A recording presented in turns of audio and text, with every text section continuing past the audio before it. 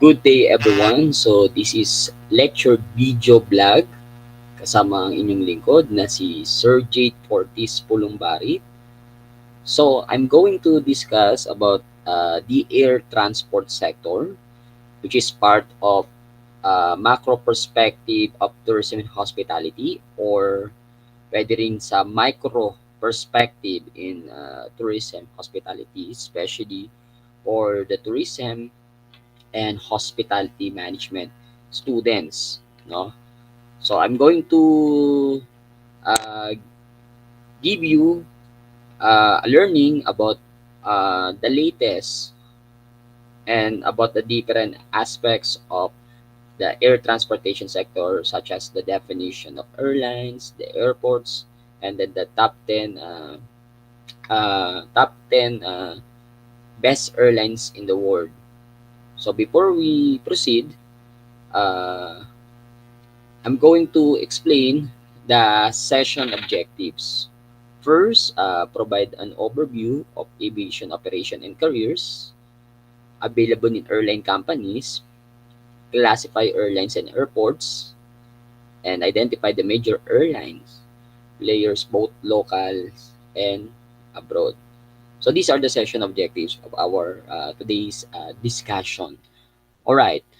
So when we talk about aviation, uh, the term that includes all the activities involved in design, development, operation, and use of aircraft. So wherein, when you talk about aviation, it's all about science of flying an aircraft. Or pwede rin namang uh, yung paggawa ng mga eroplano, pag-design, pag-develop, at paggamit, no, ng aircraft. So lahat po yan ay under yan ng aviation. Pero the most common definition is the science of flying an aircraft.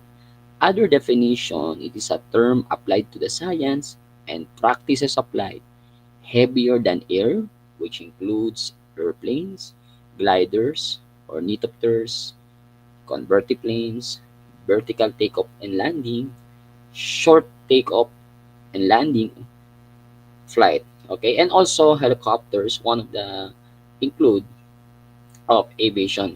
So yung mga sinabing kong yun ay mga aircraft because aircraft, it is the most tangible aspect of an airline. Kapag walang aircraft, walang negosyong mangyayari sa mga airline company. Hindi makakapag-negosyo yung mga different airlines. So kailangan po yung aircraft. Yun yung pinaka produkto ng ng under aviation industry. That's why ang kanilang gawain or activities is to design, develop, and operating and using all kinds of aircraft. Yun ang aviation. Okay? So activities. And also, when we talk about aviation industry, it's all about manufacturing of aircraft and its component. Okay? Ang aviation industry kasi nahati siya into two, which is the air transport sector and the aerospace sector. So I'm going to discuss that later. So not only manufacture of aircraft but operation. Papasok dyan yung operation ng ganitong uri ng trabaho, operation of this aircraft. So papasok dyan yung ginagawa ng mga piloto at yung mga trabaho ng mga flight attendants, from the ticketing service up to the in-flight service.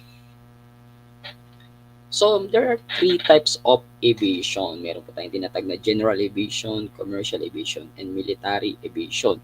So, based on here, when you talk about yung mga general aviation planes, it is used for pleasure, flying or training, meal plans, business, or corporation jet by rescue services. Normally, ang general aviation planes, ginagamit ito ng government sa mga important na service such as rescue, and also ginagamit din ito ng mga different charter airline for what? For flying, for training, and also ginagamit din ito ng mga schools. Okay, again, yung general aviation planes, I want to clear, ang general aviation planes, uh, it is used by the government. Okay, ginagamit ito ng government and also the charter and pwede ring mga schools. Ginagamit siya for flying school, flying ng mga flying school or training. And then ginagamit din ng general aviation plane for delivering parcel or mga meals, di ba? And also it is used by the government for rescue or by corporate jets, no? And then when I talk about commercial transport plane, so these are ito na yung mga commercial airlines. Ito yung mga airplane na ginagamit ng mga commercial airlines such as Cebu Pacific, Philippine Airlines, and it is used to carry both passengers and cargo or cargo only, no? So yung mga cargo, those are the freight forwarder company. Another one, military plane. Actually, yung military plane po dito, it is under the operations of the Philippine Air Force, which is under by the Armed Forces of the Philippines. So what are the examples? The bombers, the fighters, and it is owned by the government. It is used for pag during wars or for military services. All right, so air transport is one of the major modes of travel in which travelers are chartered from tourist destination to another.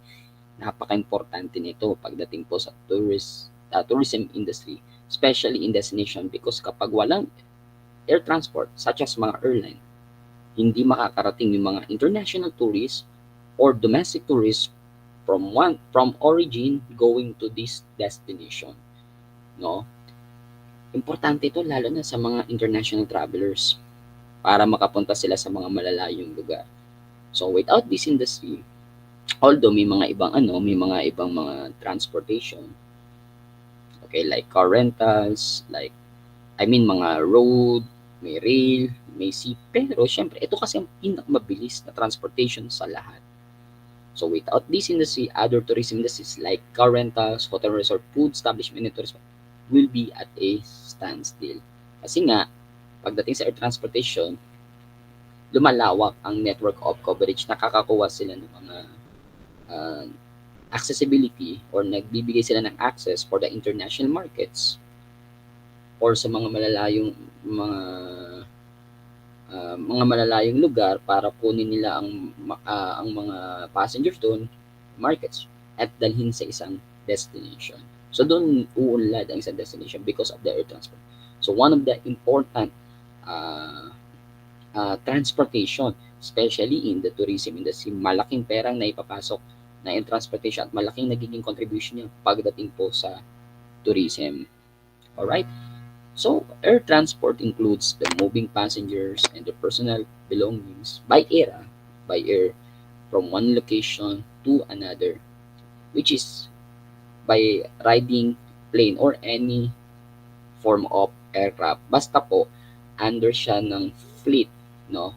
Fleet ng isang airline. Ang fleet, it is the total number of aircraft using in the operation. Okay? So, if you have some questions, don't hesitate to ask me. Kindly chat in the comment section in this YouTube channel po. Alright, so industry overview, two classification of the air transport according to ATAG, that Air Transport Action Group. Ito na po yung gusto kong sabihin kanina pa. Meron po tayong tinatawag na civil aviation sector.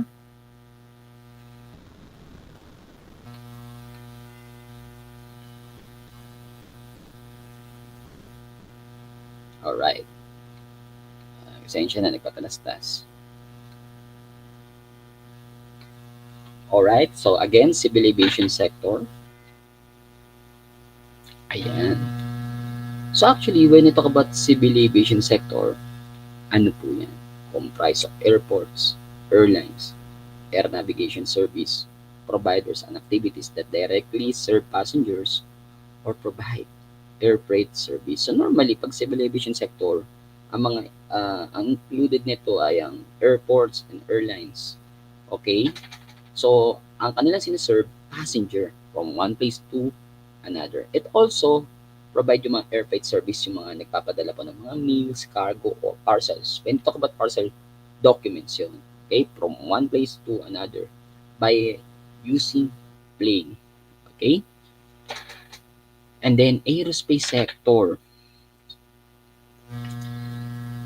comprises the manufacture and maintenance of aircraft system, frames, and engine, as well as aviation-specific ground equipment. So it's all about manufacturing, designing, and maintaining the aircraft.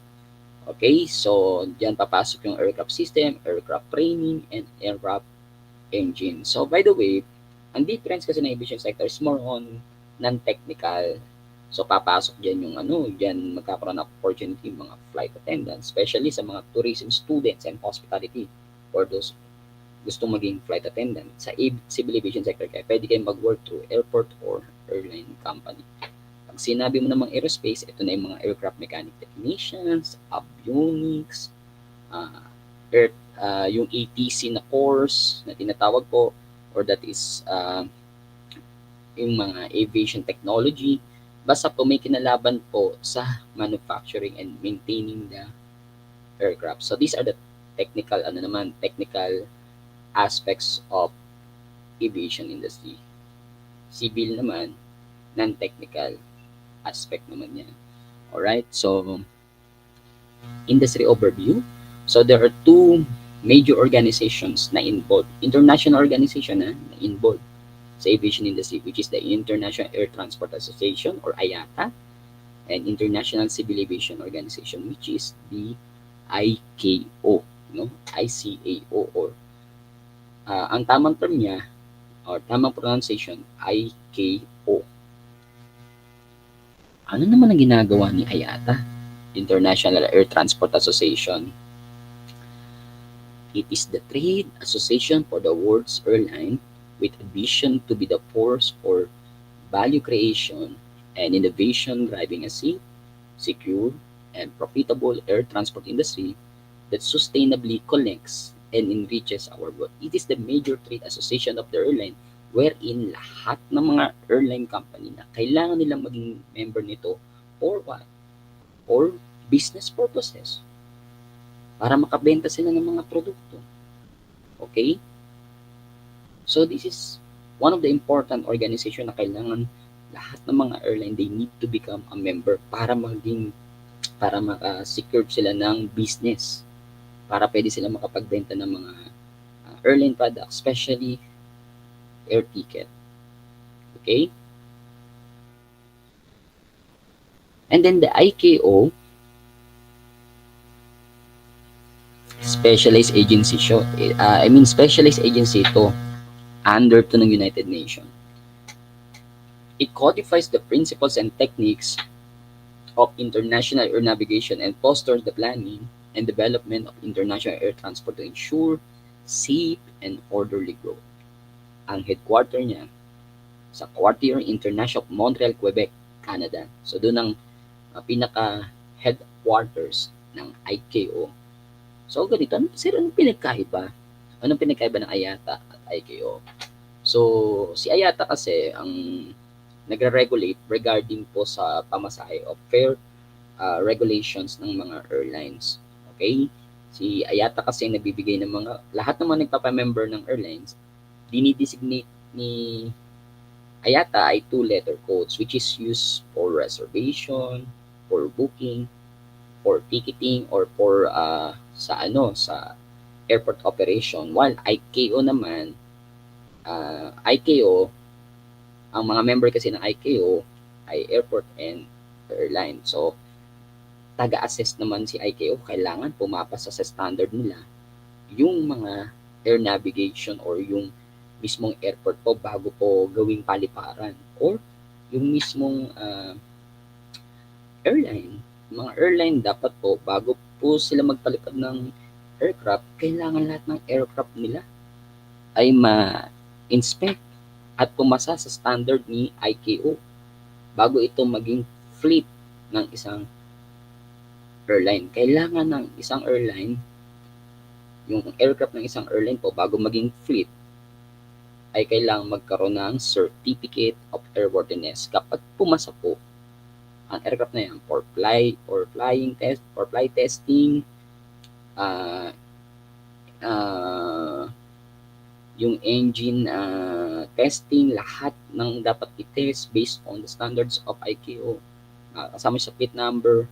I mean, mabibigyan siya ng certificate of airworthiness at kasama na siya sa plate number. Pwede na siya for airline operation. Magagamit na siya for airline operations. Pwede na magsakay ng mga pasahero. So, ICAO. The ICAO Council adopts standards and recommended practices concerning air navigation, its infrastructure, the flight inspection, prevention of unlawful interference, and facilitation of border crossing procedures for international civil aviation. So, yun yung standard and recommended practices ng ICAO Council. Yun yung mga ginagawa nila. No? Concerned sila sa mga air navigation infrastructure, especially the airport. They're checking the flight of the different aircraft ng isang airline bago ito gamitin for airline operation and prevention of unlawful interference. Lahat ng mga lalabag ay hindi po mabibigyan ng code ng ICAO, which is the 3-letter code. Okay? And then the ICAO defines the protocol for air accidents. Yun din ang kanilang ginagawa. Yun din ang function ng ICAO.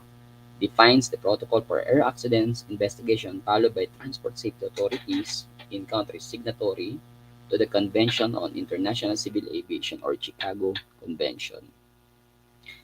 IATA, as of this time, IATA has 300 airline members. 300 na ang airline members ng IATA as of 2023.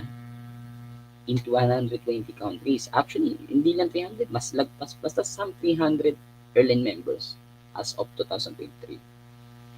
So, ito yung mga samples ng mga airlines, mga common o mga famous airline in the world, which are the Emirates, Qatar, Singapore Airlines, and All Nippon Airways, Asiana, Cathay Pacific, Etihad Airways, Garuda Indonesia, Turkish Airlines, and Qantas Airways. So, itong first two letters, these are the IATA 2-letter code. And then, itong 3-digit, these are the numerical code or 3-digit po na dinidesignate po sa mga airline. Hindi po yan tinataya sa 3-digit lotto ha. Pero pwede rin, gusto nyo tayan nyo sa 3-digit lotto itong mga numero na to. Paswerte. Pero this is a 3-digit numeric code. And then, itong tatlong ito, this is for ICAO code naman. ICAO designation code. Okay, and these are the country represents. Kasi ito yung mga flag carrier of this country. Okay. Example, the Philippine Airlines, ang kanyang 2-letter code, it's PR. And then, the 3 numerical code, that is 079. And then, 3-letter codes PAL, and it is the flag carrier of the Philippines and the Asia's first airline. So the ICAO aircraft type designator is a code assigned by the ICAO or International Civil Aviation Organization to aircraft operating agency, aeronautical authorities and services. The codes are unique by airline. So binibigay ito sa isang airline yung 3-letter codes or its aircraft operation or aircraft testing. Okay? Or aircraft operation para masama po sa fleet number or fleet ng isang airline. IATA airline designators, sometimes called as IATA reservation codes. These are 2-character codes assigned by the IATA to the words airline. So, yung IATA airline designators are used to identify an airline for commercial purposes in reservation, timetables, tickets, tariffs, airway bills, and in telecommunication. So, doon ginagamit yung 2-letter codes ni IATA. Ginagamit siya for airline reservation. Isinasama siya sa timetable pag sinabit ni Philippine Airlines o sinabit ng any airlines po sa app ko bago i-publish po sa global distribution system. And then also, it is used in ticketing, no? Sa ticket na included dito sa ticket or ticketing purposes. Taripa na siniset naman ng Ang taripa ay sinasubmit, no? Yung mga price sinasubmit sa APCO para maging tarif. Ang timetables naman into Innovata or official airline guide. I want to clear something lang po, ha? Kasi gabi na. Kala nyo umaga pag gabi na. Okay, so again, yung mga timetables po or that is the set of the schedules of the airline. It is sineset po yan sa Innovata or the official airline guide po, while yung tariff, these are the set of fares. Sineset naman yan sa APCO, pinapublish sa APCO. Hanggang itong mga yan ay pinapublish naman sa GDS. Okay? And also, it is used for telecommunication. Numeric 3-digit code. This number is used on ticket as the first 3 character code of the ticket number. So, yun yung unang 3 character po na makikita po sa ticket number ng isang airline ticket. Okay, example, ito yung ticket ng Air Canada. Actually, this is automated ticket. Okay, automated ticket po, which is used by the computer and it is printed. And then, ayan po, ito po yung prefix airline code and airline ticket. Okay, ito po yung airline code, ito yung airport code, ito yung origin, ito yung going to the destination. So this is a round trip flight actually. Kasi San Francisco, Vancouver, San Francisco. And then 014, this is the first 3 letter code of this ticket number, the first 3 character of this ticket number. Yung 014, that is the numerical code of Air Canada.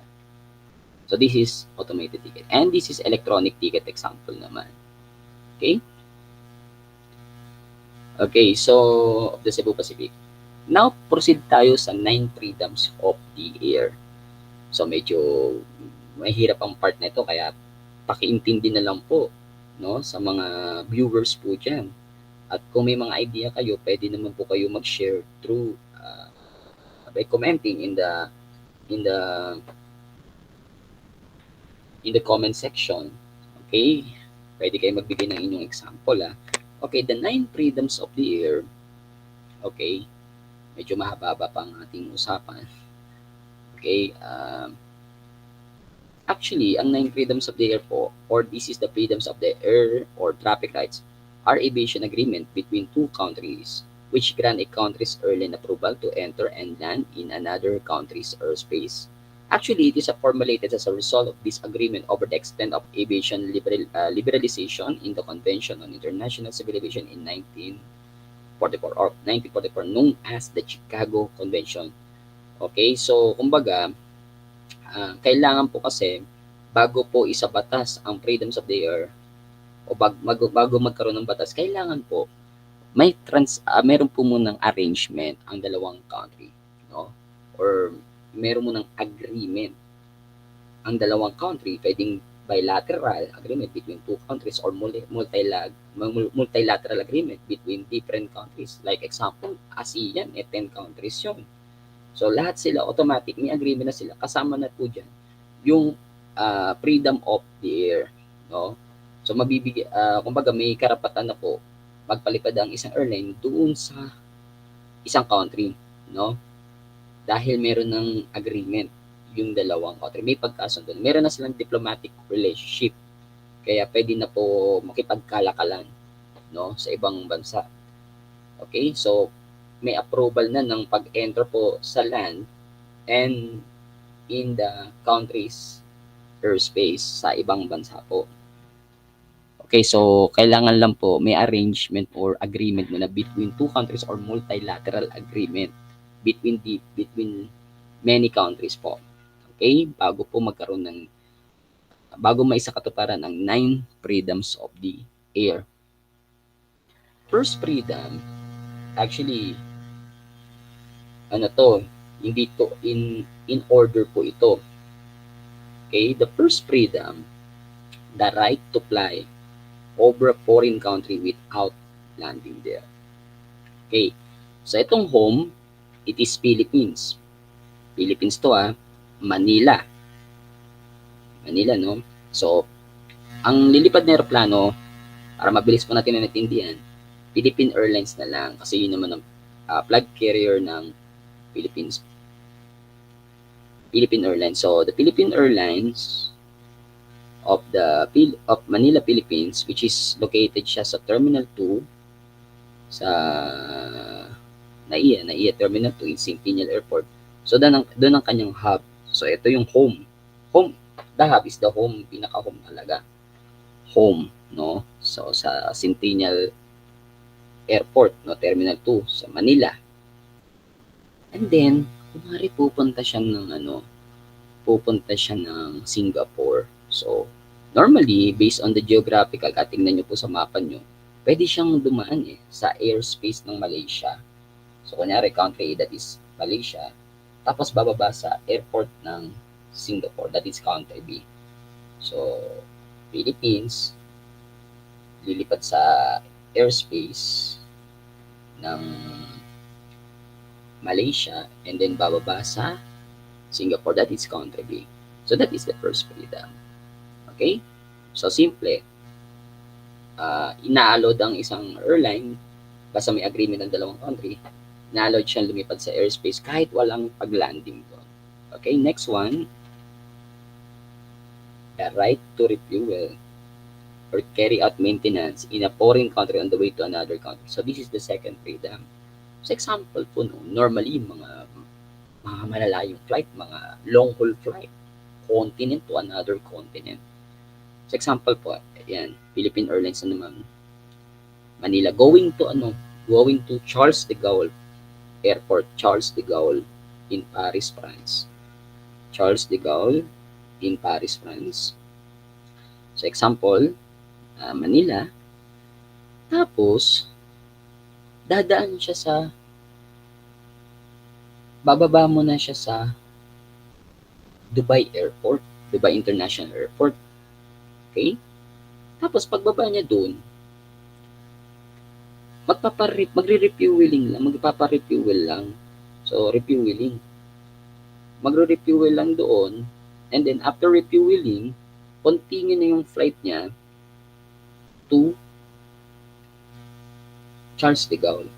So, MNL to DXB to CDG. Okay? Manila to Dubai, refueling in Dubai, and then continue yung flight niya papuntang Charles de Gaulle in Paris. Okay? Refuel or carry out maintenance po ang pwede mag-release. So actually, mga ganyang uri ng flight, direct flight po yan. Kasi yung direct flight, at least 1 stop, or 2 stop, or 3 stop, gaano po kalayo. Basta po, ang reason, mag-stop over or mag-refuel. Okay? To refuel. Okay? Next one, very simple. Third freedom, the right to fly from one's own country to another. Example, Manila, Philippine Airlines in NAIA Terminal 2 Manila going to Narita Airport or Narita International Airport in Tokyo, Japan. That's it. Nagdala ng pasahero doon from Manila to Narita International Airport. Nagdala ng pasahero. That's it. Binaba sa airport ng Narita.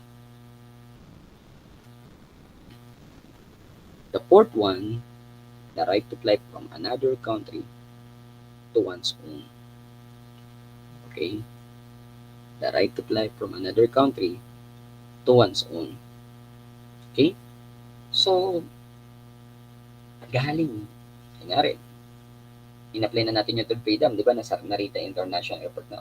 From Narita International Airport, kumuha ng pasero doon, ibinalik sa kanyang home country sa Manila. Si Philippine Airlines na nasa Narita International Airport, kumuha ng pasero, dinala dito sa Manila, sa Centennial Terminal 2. So, Narita to Manila. Okay? So, the right to fly from another country to one's own.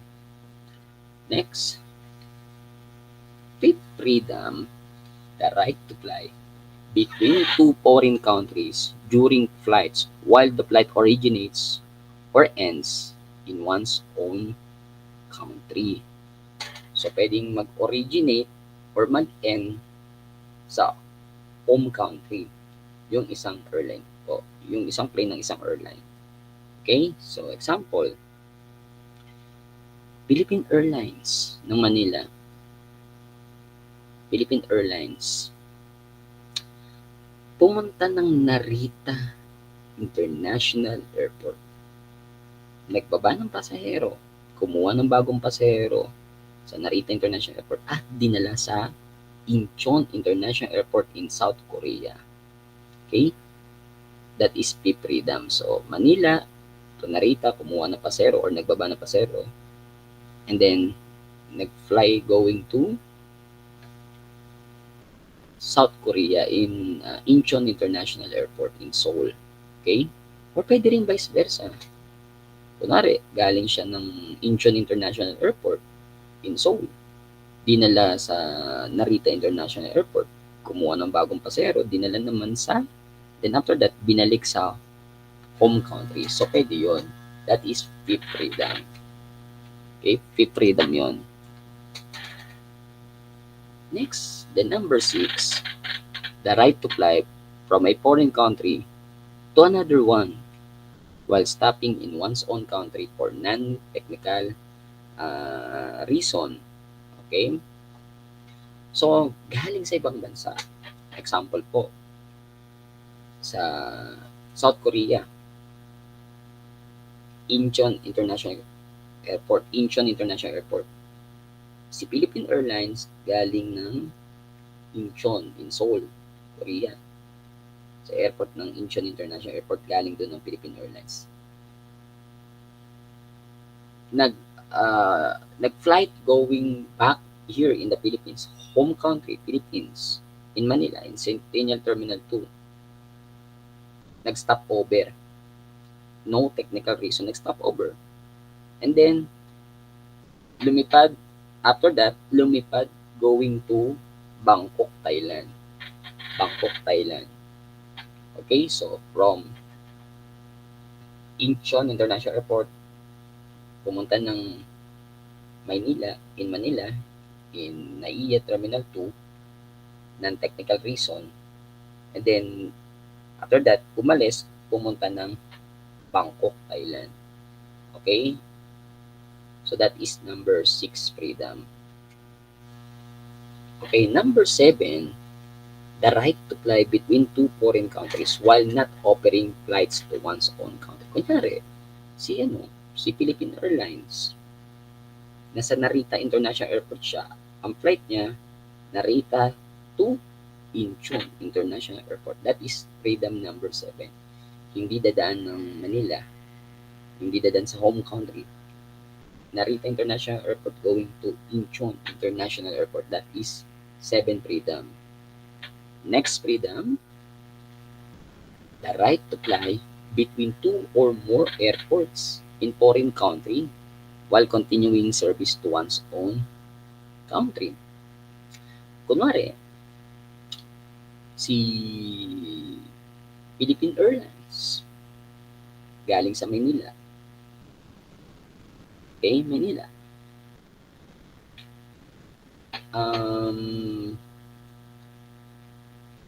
Pumunta ng Dubai. Palitan na ibang country. Pumunta ng US. Yan, US na lang. Manila to Los Angeles, California. Then after Los Angeles, California, pumunta sa John F. Kennedy Airport. Manila to Los Angeles, California to John F. Kennedy Airport. Ibig sabihin, 2 airports. Okay? Another one, pwede rin Manila to Jakarta, Indonesia, going to Bali, Indonesia, in Denpasar Airport. Denpasar, Manila, Jakarta, Indonesia to Bali, Indonesia. Philippine Airlines yun from Manila going to Jakarta, Indonesia to Bali, Indonesia in Denpasar Airport. Okay, so pwede yun. That is called 8 freedom or also known as consecutive consecutive cabotage. Cabotage. Okay? Next, number 9, the right to fly inside a foreign country without continuing service to one's own country. Um, example po, yung Philippine Airlines, ah, yung Philippine Airlines po, nasa Los Angeles, no? Los Angeles, California. Sa airport ng Los Angeles. And then pumunta naman ng going to John F. Kennedy Airport in New York, New York City. Okay, John F. Kennedy Airport in New York City. So, hindi bumalik sa home country. So, US airport to another US airport lang. Okay?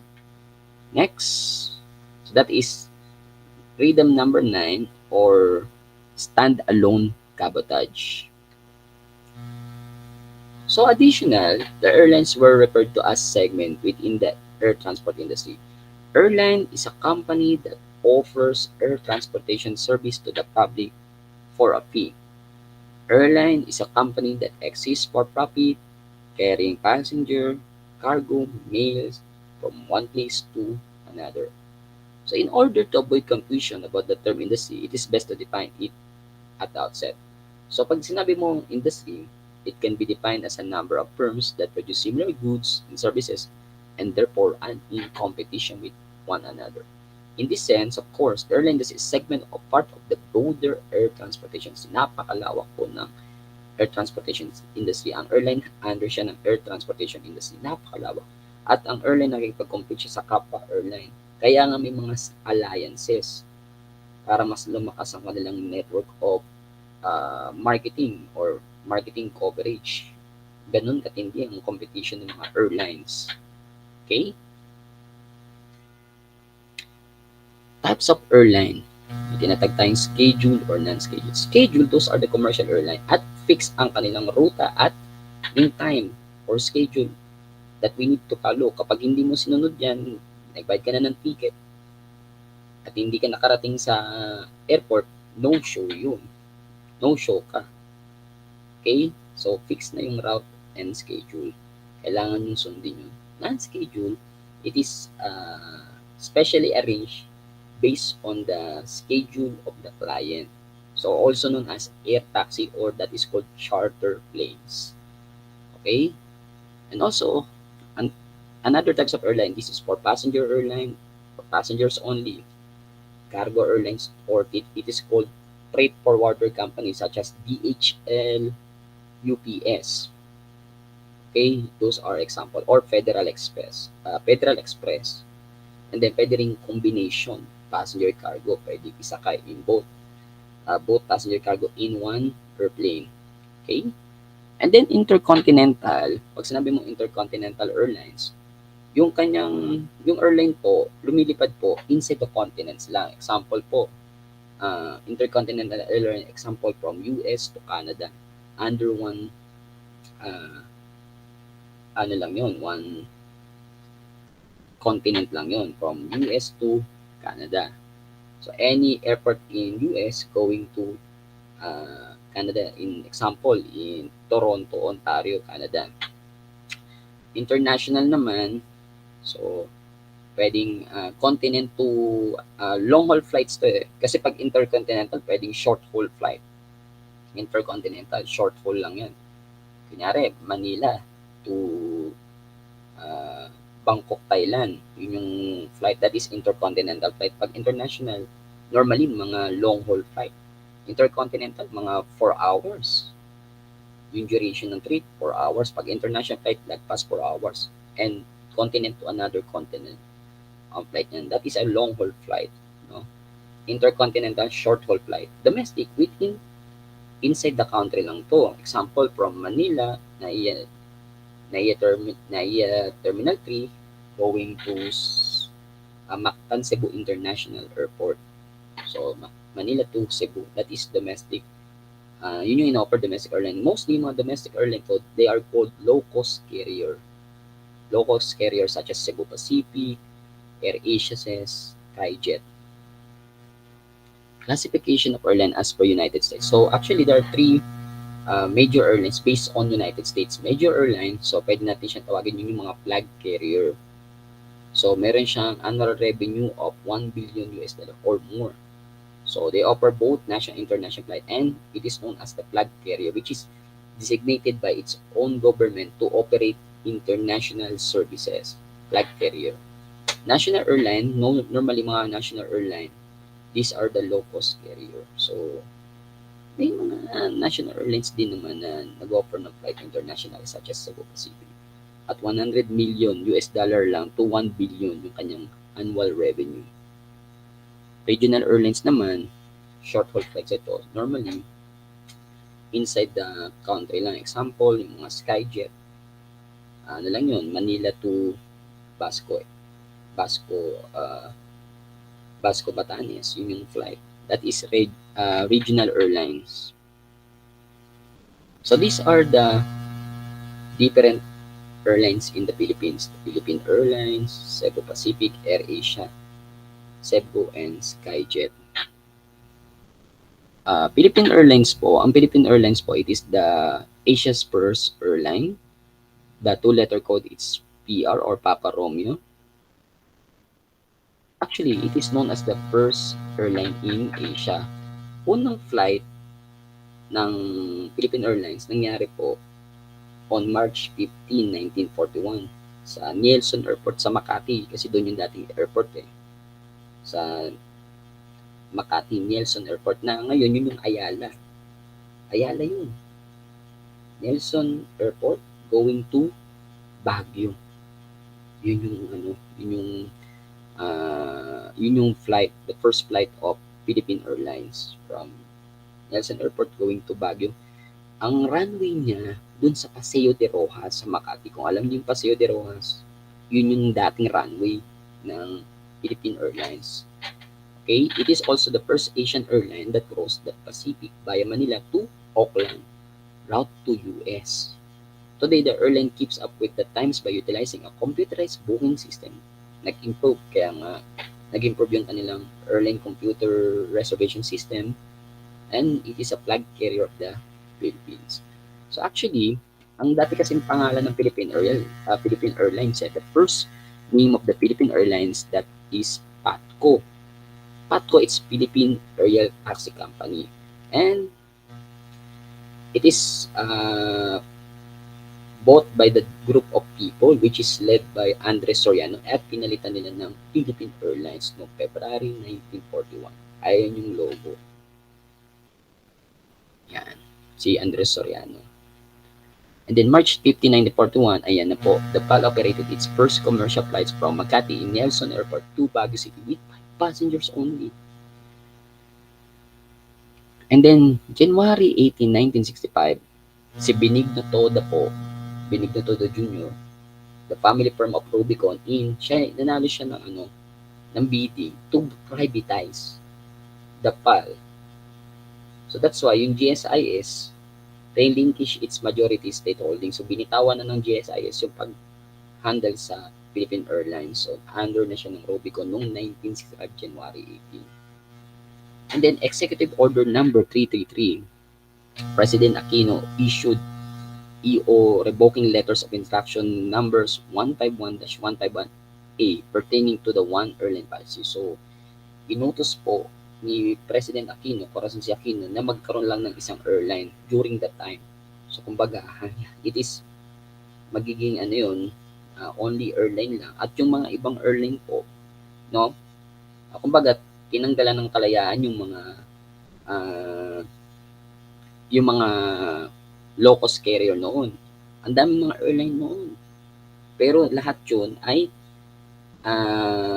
inacquired ni Philippine Airlines kasi nga para maging isang airline na lang ang nag-ooperate sa buong Pilipinas at nag-ooperate ng flight international. October 1990, by the way, nung mga 1995 naman, doon naman naibalik yung liberalization ng mga private sector para mag-operate na ng mga new airlines. Kaya nagkaroon na ng mga new airlines noong mga 1990s such as Cebu Pacific, Sea Air, Grand Air, Asian Spirit, and Air Philippines. Actually, in October 1990, Air Philippines was approved as a subsidiary of the Philippine Aerospace Development Corporation. And then, nag-launch siya ng domestic service noong 1996. At yung kanyang complimentary service, nagkakaroon siya ng complimentary service with Philippine Airlines noong 1999. So, baga nagkaroon na ng parang partnership with the Air Philippines and Philippine Airlines hanggang sa naging Air Phil Express yan at naging Philippine Airlines na kumbaga in-acquired na siya ng Philippine Airlines to become PAL Express at ito na yung ginagamit for low-cost carrier at naging nakipag-compete sa mga ibang LCC or low-cost carrier na o low-cost airline sa Pilipinas. So, Air Philippines po. It operates both domestic and international scheduled services. So, ang PAL Express sa Terminal 3, ang kanyang hub, okay, or major hub. Yan. Then, Cebu Pacific, no? Cebu Pacific po. Actually, magaling ang Cebu Pacific. It is known for its low fare and great value strategy. Actually, ito yung pinakasikat na low-cost carrier na naging national airline na rin, na nakikipag-compete na rin, or parang naging secondary flag carrier na in the Philippines. Diba? Si Philippine Airlines, kumbaga naging secondary flag carrier na ang Cebu Pacific. Kasi ang Cebu Pacific is one of the youngest fleet in the Philippines. Today, the airline flights international routes. So, may mga lumilipad na rin siya international like Hong Kong, like Kuala Lumpur, like Bangkok, Thailand, at marami pa pong mostly mga Asian airline, mga Asian destination. Okay, and then they partner with establishment like car rentals, accommodation, and travel and tour insurance to give its clients the finest service that can offer. So actually, hawak ito ng JG Summit Holdings, one of the company po ni John Gokongwei Jr., yung may-ari ng Robinson, no? So Cebu Pacific carried Cebu Pacific carried 12.3 million passengers in 2012 and is now the largest carrier in the Philippines kasi dahil ang dami ng pasahero kaya nagiging malaking carrier na rin sa Pilipinas. Kaya sinasabi kong secondary flag carrier ang Cebu Pacific. August 1993, Cebu Air Incorporated secured its franchise, and on March 1996, they started flying as Cebu Pacific Air. 1993, Star Asia was incorporated. It was launched in 1994 as scheduled carrier. So may Star Asia noong 1994. Pero, binili po ng Sea Air yung majority stake ng Air Asia noong 1995. Southeast Asian Airline or Sea Air. Actually, alam na alam ko po yung Sea Air kasi ang ang may-ari po niyan ay Dornier, mga German ang may-ari niyan kasi yung aircraft na ginagamit sa Southeast Asian Airline, mga German aircraft that is called Dornier. Actually, it was started by Claudius Dornier. Siya yung nagmamanufacture ng Dornier aircraft. And then, si Irene Dornier ang nagpo-produce ng mga aircraft under Southeast Asian Airline. Irene Dornier, Nikos Gitsis, tsaka Thomas Lopez. Those are the three owners ng Southeast Asian Airline before. Alam ko yan kasi diyan ako nag-OJT sa Southeast Asian Airline. It is a non-scheduled carrier. It is the 20th certificated scheduled airline in the Philippines. So yung Sea Air, lumilipad siya from Manila to Basco, Batanes. Noon, siya lang ang nakakalipad to Basco, Batanes and Manila to Caticlan and in Tablas Airport. Sea Air was one of the majority equity holders in the earlier operations of Star Asia. Hanggang yung Star Asia, hawak na ng Sea Air noong 1996. Pero nung naalala ko, nung Sea Air, na-rebranded siya as Tiger Air Philippines noong June 2013 kasi yung Tiger Airways ng Singapore, inacquired na yung majority stake ng Sea Air. That's why naging Tiger Air Philippines. And then, noong 2014 naman, January 2014, yung Cebu Pacific, inacquired na ang buong Tiger Air at nag-rebranded na ito as Cebu. So, ang Cebu po sa Terminal 4. in Manila Domestic Airport. So, SEBCO na siya ngayon, kay 1994. Ay, sorry, in 2014. January 2014. Pasensya na po. Gabi na po eh. January 2014, Cebu Pacific acquired Tiger Air and was rebranded as SEBCO.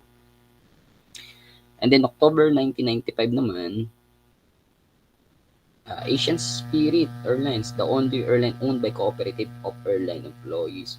So actually, yung kilala kong mga may-ari niyan, si Archibald po, tsaka ang one of the good friend na classmate ko sa master's degree, si Sir Paul So. So sila yung mga owner niyan. Asian Spirit, actually, kaya naman to nagsara kasi nga ang dami ding mga accidents nangyari. Baga, you're going to the Asia and you become Spirit. Parang ganun ang naging sumpa. Pero one of the best, one of the best airline during that time naman. Okay, so yun nga, nag-cease siya noong 2013 due to the safety issues. Okay, and then in 2008, Asian Spirit was rebranded as ZES Airways. Yung ZES Airways, ang may-ari po niyan ay AMY Holdings Incorporated, also known as Alfredo M. Yao. So, yung may-ari po ng Zesto product or yung Zesto, kaya nga tinawag siyang the Asia's most refreshing airline, ZES Air. Actually, naalala ko dati, Airline of the Stars to. Yung mga taga-asa pumupunta sa Boracay, sakay ang ZES Air. And nung mga 2014 nagkaroon ng nag-merge po ang ZES Air at ang Philippine Air Asia to become Air Asia ZES, at one of the best airline or one of the best flag carrier in the Philippines, especially going to Manila to Calibo, Manila to Katiklan, Manila to Puerto Princesa. Yan ang ino-offer ng Air Asia ZES. 2012, Skyjet started out as an air charter company. December 2012, started regular flight to Basco, and operation suspended May 2015. Actually, nagkaroon pa to ng partnership with the ABS-CBN. If you know one of the movie of Coco Martin and Tony Gonzaga, yung You're the Boss, and ang Skyjet kasi pinopromote nito yung Batanes destination. Kaya ang lipad ng Skyjet noon, Skyjet from Manila to Basco, Batanes. And it was featured in the movie of Coco Martin dun sa You're the Boss. Or You're My Boss, I mean. Okay? So that is Skyjet. So actually, mga aircraft niyan ay British Aerospace aircraft. On May 20, 2015, and the TRO was issued by the Pasay RTC. And then, these are the top 10 airlines of 2022 based on Skytrax. Kasi si Skytrax naman, ang chine-check niya po, yung on-time performance. Ibig sabihin, walang delay flights, walang masyadong walang cancellation of flights. So, on-time performance, nasusunod po yung ETD or estimated time of departure and arrivals. At syempre, yung quality service during in-flight service, yung experience ng tourist sa mga airlines na yan. So, yung top 10, the top 10 is Swiss International Airlines. Yan yung sa Switzerland po ito, the major carrier of the Switzerland. Top 9 is Korean Air. It is the major or the flag carrier of South Korea. Air France, that's top 8. Sa France po yan. Turkish Airlines, top 7. Sa Turkey ito. Top 6 is Japan Airlines, is one of the flag carrier in Japan. QanTas, or that is Queensland and Northern Territory Aerial Services. May meaning po yun Queensland and Northern Territory Aerial Services. Na isa yan sa mga oldest airline at hanggang ngayon maganda ang kanyang service. Sa Australia po yan.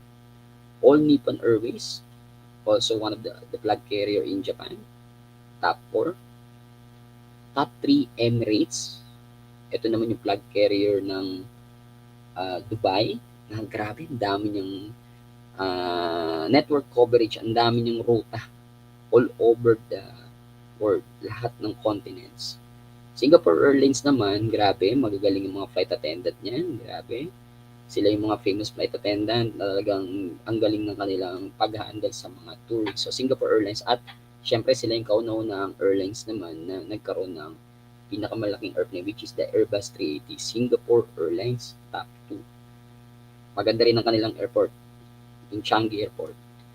Then Qatar Airways is top 1. Qatar Airways. Okay? The flag carrier of Qatar. New planes, actually hindi na mga new planes, matagal-tagal na rin to. Airbus A380 is the largest commercial airliner ever designed. It has twin decks and seats with 555 passengers in the typical 3-class configuration of service. So actually, yung Singapore Airlines ang unang nakabili ng ganitong uri ng aircraft at nagamit for operation. Ang balita ko dyan sa Airbus na yun, meron dyang bar. Okay? Double decker. Sa taas ang first class, sa malapit sa kapit ang business class, and most of yung pinakalikod, economy class. And then the Boeing 787, long range naman ito, mid-size wide-body twin engine jet airliner. Meron siyang 210 to 335 passengers na kasya po. And then, yung kanyang fuel napaka-efficient, and it's the world's first major airline to use composite material as the primary material in the construction of its airframe. Okay?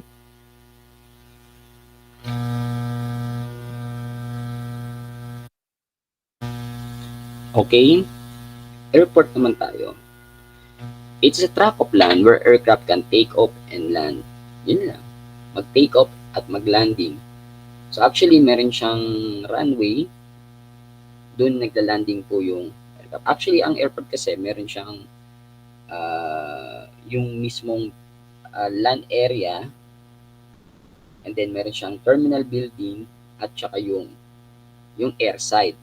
Okay, yung airside yan yung doon yung ramp, taxiway kung saan damadaan yung airport bago po dumating sa runway. Runway doon nagte-take off at nagla-landing ang isang airplane.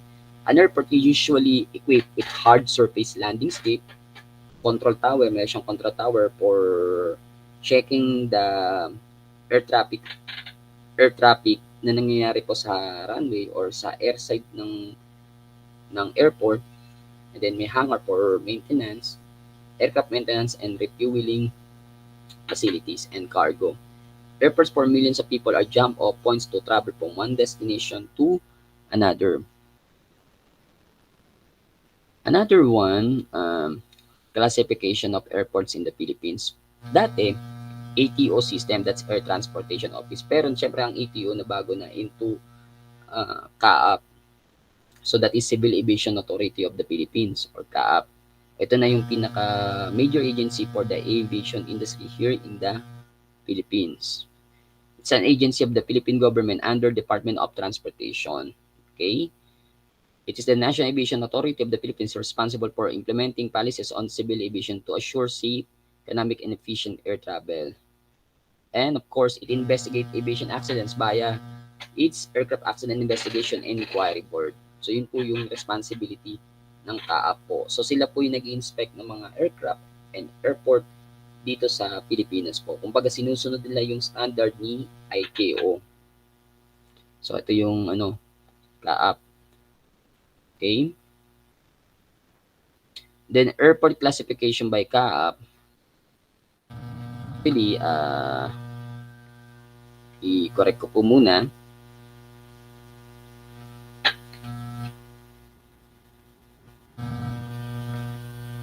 Actually,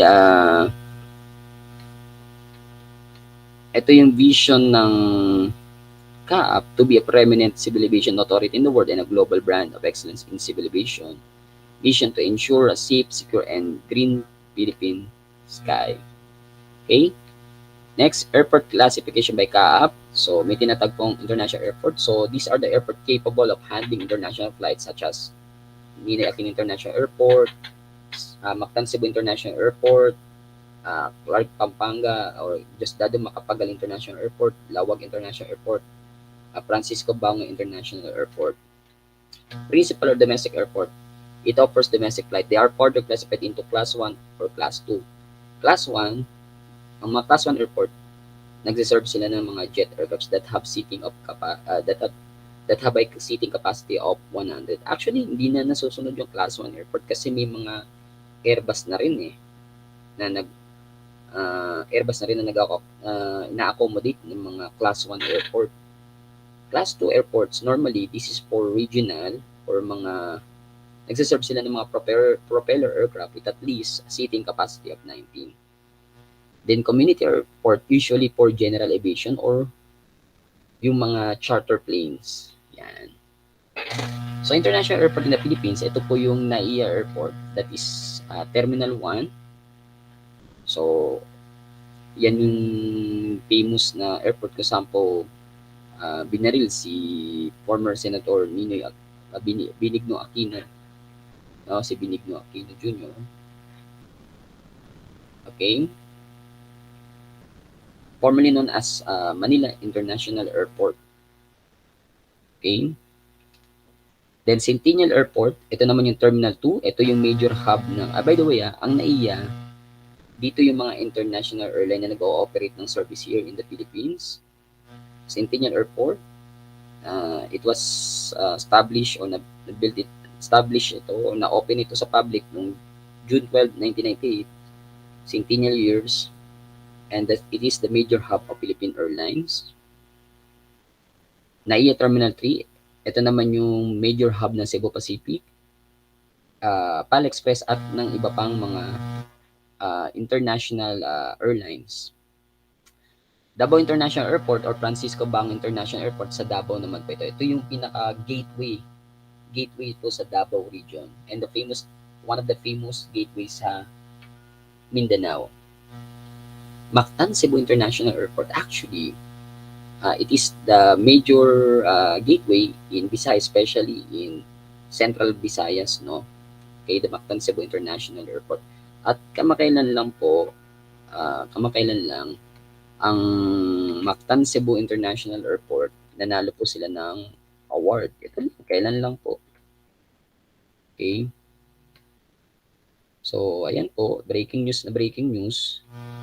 Nung February 15, 2023, in the Roads Asia 2023, the Mactan Cebu International Airport has been awarded Best Airport in Asia in Airport and Destination Marketing in the under 5 million passengers category.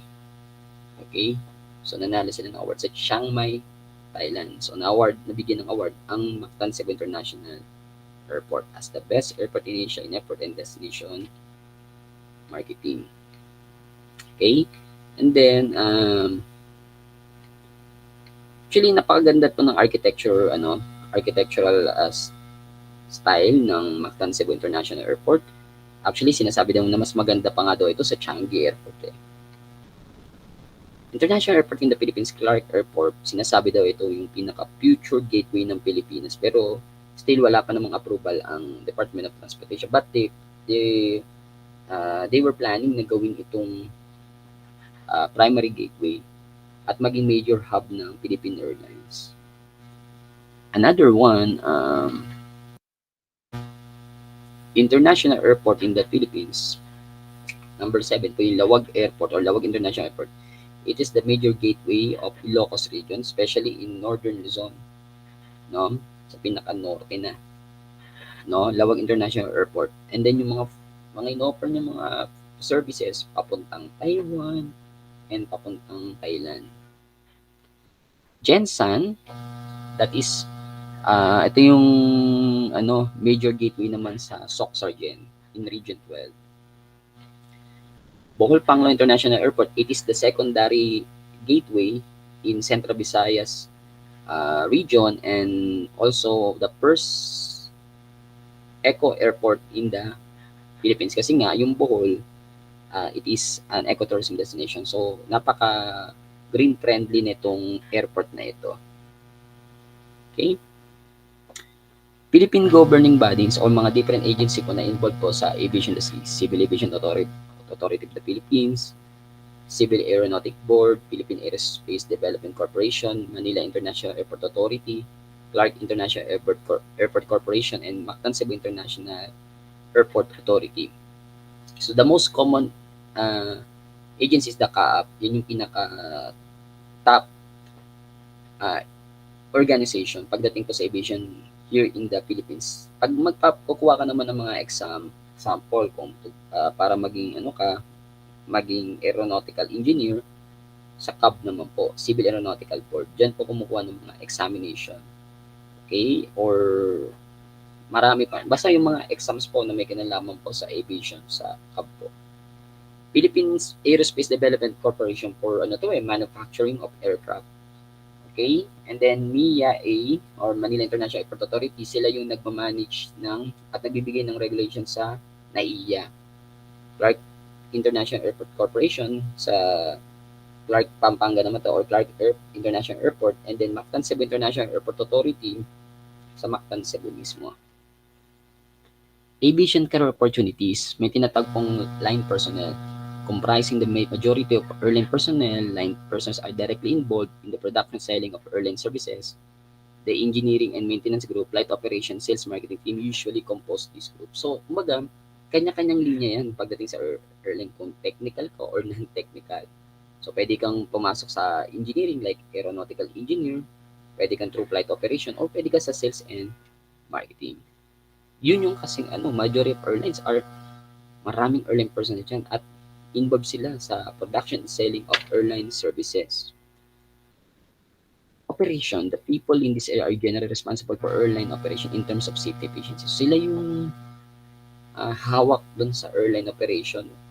Sila yung nag-manage ng operation ng airlines po at they need to ensure the safety and efficiency ng service ng airline po. Functions, airline and flight crew, scheduling and training. Engineering maintenance, the maintenance person is responsible for assuring the safety and airworthiness of the aircraft. So, aeronautical engineer naman ito and aircraft mechanic technician, dyan po sila pasok. Flight crew, pilot. So, they lead the whole team in the flight. Siyempre, ang ginagawa ng pilot is major responsibility is making major command decision. So, siya yung nagli-lead sa crew team and the managing, siya yung nagmamanage ng emergency for safety and security of airline passengers. Siya yung pinaka-head sa lahat. Siya yung nagli-lead sa lahat, the pilot. Siya yung umahawak ng manibelan ng eroplano. The pilot, siya yung pinaka-main. Pero may kasama siya. Yun yung tinatawag na first officer. Hindi yan co-pilot that is first officer. Take note The second in command and also provides a second opinion on piloting decision, keeping pilot error to minimum. Yan. Another one, flight crew, flight attendant. For those who gustong maging flight attendant, itong pinaka-common trabaho sa airlines, especially for tourism students. So, they are mainly in charge of passenger and guest interaction and answers to all passenger guests requests and safety needs. So, ang ginagawa nila, nagpo-provide sila ng assistance, they need to care their passengers, nagpa-flight demonstration sila, importante kasi yung safety and security ng passenger, okay? Kailangan pag flight attendant ka, pag mga babae, at least 5'4" ang height, and pag lalaki, 5'6". Depende po yan sa airline. Makinis ang balat, maganda ang grooming, syempre, kailangan dyan beauty and brain talaga. Kaya kailangan mag-aral kayo mabuti kung gusto nyo maging flight attendant. Complete set of teeth. Yun pa. No? And of course, may magandang communication skills, syempre. And of course, kung marunong siya mag-foreign language, ano yun? Mas advantage yun pag ganun. Okay? Flight attendant. Okay? So, other positions in the airline industry, pwede kang maging reservation clerk, airline check-in personnel, airline security, avionics engineer, sport, technical ito, airframe technician, flight dispatcher, baggage handler. Okay, baggage handler, ito yung ito yung loader, naglo-loading ng, naglalagay sa conveyor ng airport to, nag-o-upload ng mga bagahe, tapos dinadala po dun sa conveyor. Flight dispatcher, taga-balance to ng eroplano naman. So, medyo mabigat.